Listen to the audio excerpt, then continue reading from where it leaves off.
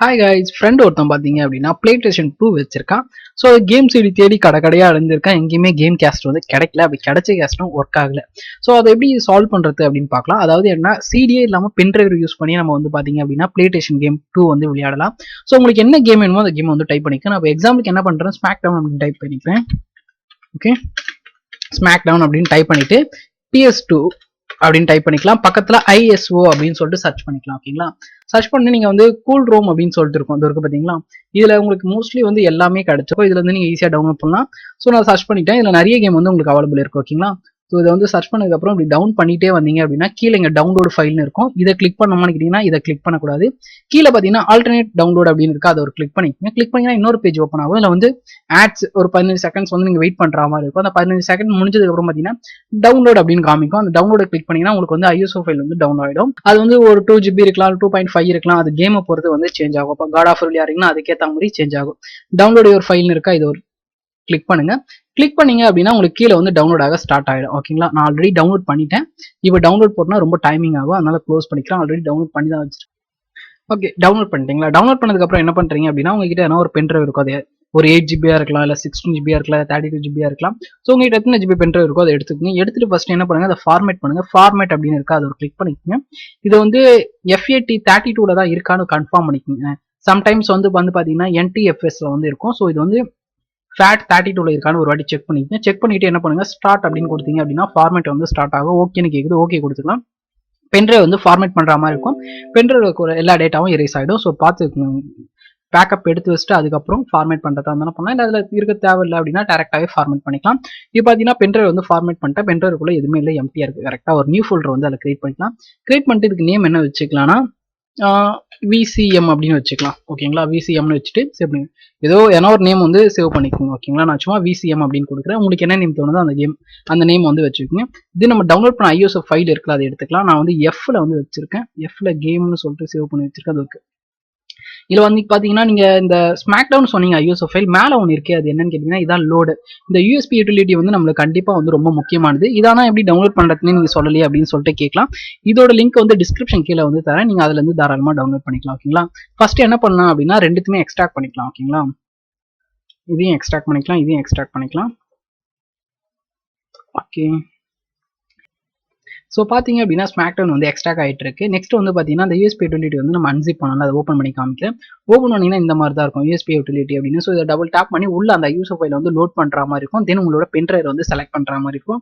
அப்புறம் அதுக்குள்ள வந்து நம்ம ஃபைலை வந்து பர்ன் பண்ணுவோம். ஓகேங்களா, ஸோ அது எப்படி நான் சொல்கிறேன். ஃபர்ஸ்ட் என்ன பண்ணட்டும், இது வந்து எக்ஸ்ட்ராக் ஆகட்டும். இது வந்து எக்ஸ்ட்ராக் வந்து கம்ப்ளீட் ஆகட்டும் ஸ்மாக் டவுன் வந்து. அதுக்கப்புறம் உங்களுக்கு வந்து எப்படின்னு சொல்கிறேன்.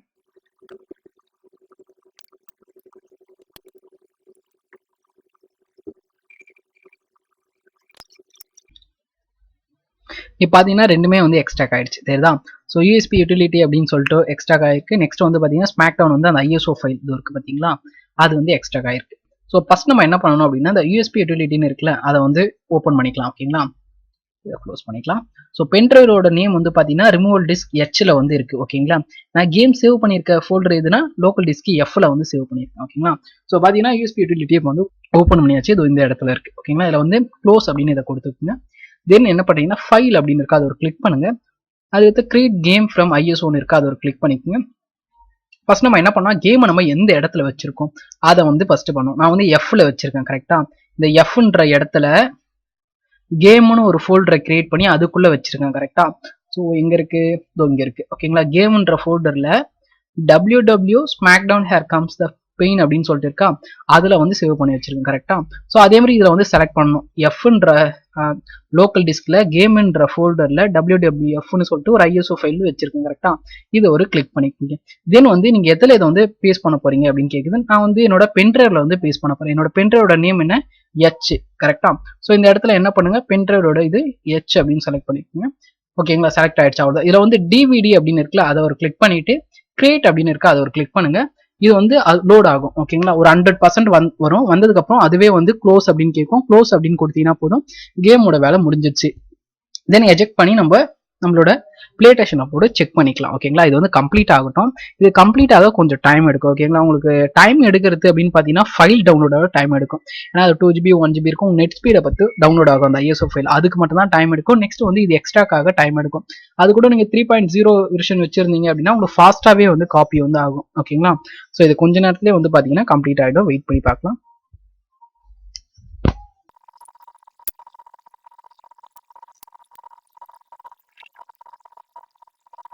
அப்படின்னா கம்ப்ளீட் ஆயிடுச்சு, 100% வந்துருச்சா. ஸோ இதே மாதிரி க்ளோஸ் அப்படின்னு கேட்கும். க்ளோஸ் அப்படின்னு கொடுத்துருங்க.